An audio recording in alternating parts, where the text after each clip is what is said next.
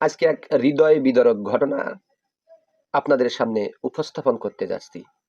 আজকে ১৩ তারিখ, রোজ বুধবার, বেলা আনুমানিক ১২ ঘটিকার সময় কলাতলা ইউনিয়নের বাসাবাড়িশ্বর গানীবাড়ি নামক স্থানে এক ব্যক্তি নির্মমভাবে খুন হয়ে গেছে। এই ঘটনাটা যে ঘটিয়েছে তার নাম হচ্ছে শফিনুর শেখ। এই শফিনুর এই ঘটনাটা কেন ঘটিয়েছে, আমি ঘটনা শোনার পরে বিস্তারিত জানার জন্য খোঁজ খবর শুরু করি।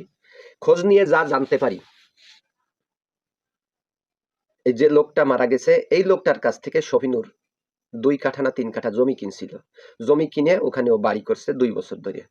এই জমিটা কেনার পরে এই জমির দলিল ওই লোকটা শফিনুরকে আর দেয়নি।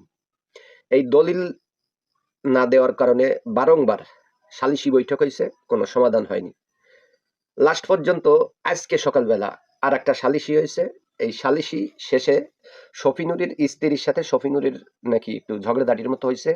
এতে শফিনুরের স্ত্রী গুল খেয়েছে ২ ডিব্বে। এই গুল খাইয়ে শফিনুরের স্ত্রী অসুস্থ হয়ে হসপিটালে ভর্তি হয়েছে। শফিনুর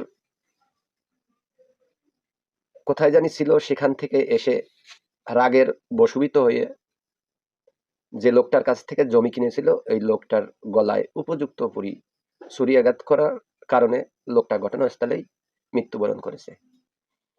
তো এই শফিনুরের ইতিহাস হচ্ছে, শফিনুর একজন হতদরিদ্র কৃষক, অন্যের জমিতে কামলা খাটা লোক। এই শফিনুর এই জমিটুক কিনেছিল খুবই কষ্ট ক্লান্ত করে। ৪-৫টা কিস্তি তুলেছে। এই কিস্তির টাকা পরিশোধ করার জন্য ও অগ্রিম মানুষের কাছ থেকে টাকা নিত কিষাণ দেওয়ার কথা বলে।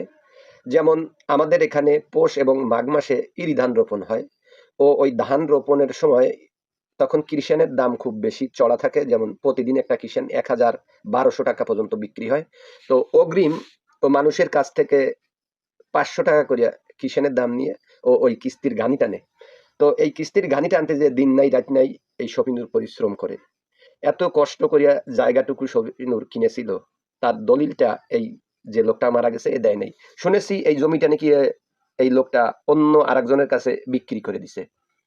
তো এই সালিশ দরবার শেষে কোনো কিছুতে কোনো কিছু না হওয়ার কারণে রাগের বশীভূত হইয়া শফিনুর আজকে যে ন্যাক্কারজনক ঘটনা ঘটাইছে, আসলে এরকম ঘটনা ঘটানো ঠিক হয় নাই। তারপর রাগের বশীভূত মানুষ কতটা কষ্ট এবং ক্ষোভ নিয়ে এই ঘটনা ঘটায়, আমার মাথায় এগুলো